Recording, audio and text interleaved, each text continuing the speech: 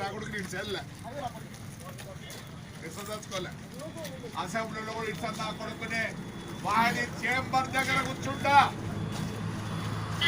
వీడు తిక్కబట్టింది నా కొడుకు తిక్కబట్టింది నా కొడుక్కి పోతురు నేను సీఎం అవుతా అంట కనీసం వాళ్ళ నాయన చచ్చిపోతే 3 రోజులు శవం దిక్కలేదు నా కొడుకు వాళ్ళ నాయన కోసం వాడు తాపత్రపడలే సీఎం కావాలా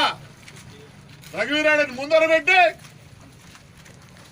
సీఎం కావాలి సంతకాలు పెట్టిస్తాడు ఈ నా కొడుకు ఏమనుకుంటాడు నా కొడుకు కాలేజీలో కారులో పోయినాడు ఈ నా కొడుకు మోటార్ సైకిల్ కూడా లేదు ఈ పొద్దు కోట్లకు పడగలు ఎత్తినాడు మా నాయన 47లో బస్సులు స్టార్ట్ చేసినాడు బొగ్గులు బస్సులు ఉన్నాయి మాకు ఇది మా బతుకు తెరవాయా మేము తినేది దీంతోనే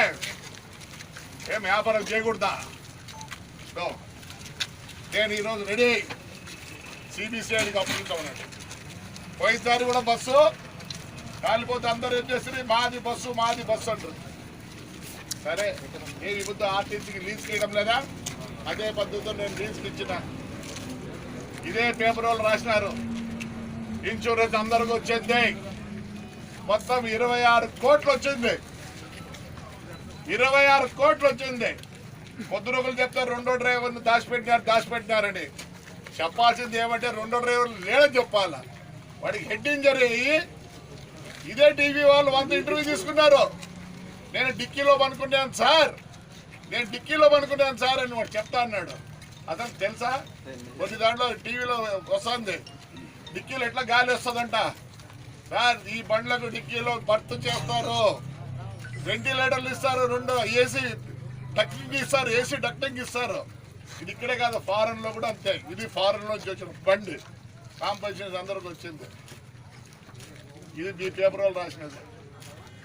ఈ నా కొడుకు నాకు కావాల్సిన ఒకటి జవాబు సీఎం గారు మమ్మల్ని ఏంటి సేవ్ చేసేది ఎంత సేవ్ చేస్తాడు కావాలి నాకే అతను ఏమైనా చేసుకొని నాకు అనవసరం